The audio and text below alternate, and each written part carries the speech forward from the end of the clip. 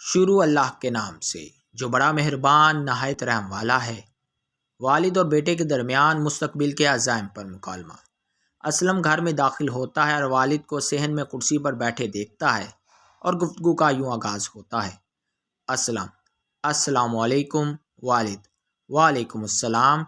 بیٹا کہاں گئے تھے اور یہ تمہارے ہاتھ میں کیا ہے؟ اسلم: ابا جان، میں میڈیکل کالج گیا تھا اور وہاں سے پراسپیکٹس لے کے آیا ہوں۔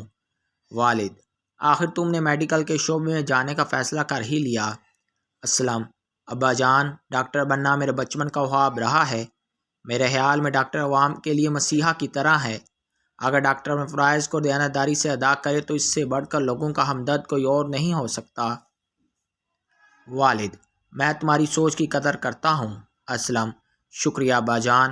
میری خواہش ہے کہ میں ڈاکٹر بن کر غریبوں کا مفت علاج کروں تاکہ کوئی بھی علاج جیسی بنیادی سہولت سے محروم نہ رہے۔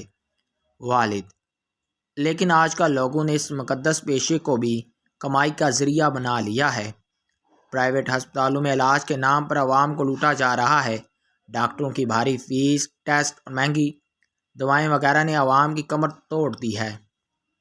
اسلم: ٹھیک کہا ابا جان، لیکن لوگ سرکاری ہسپتالوں کے ہوتے ہوئے پرائیویٹ ہسپتال کیوں جاتے ہیں؟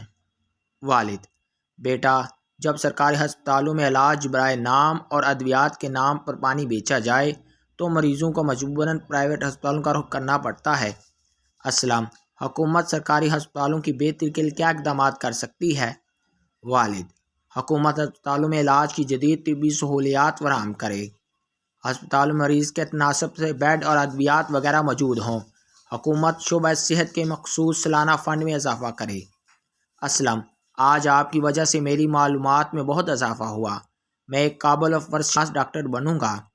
والد: مجھے تم پر فخر ہے۔ اسلم: اچھا ابا جان، میں کمرے میں آرام کرنے کے لیے جا رہا ہوں۔ اسلم والد کے پاس سے اٹھ کر اپنے کمرے میں داخل ہوتا ہے۔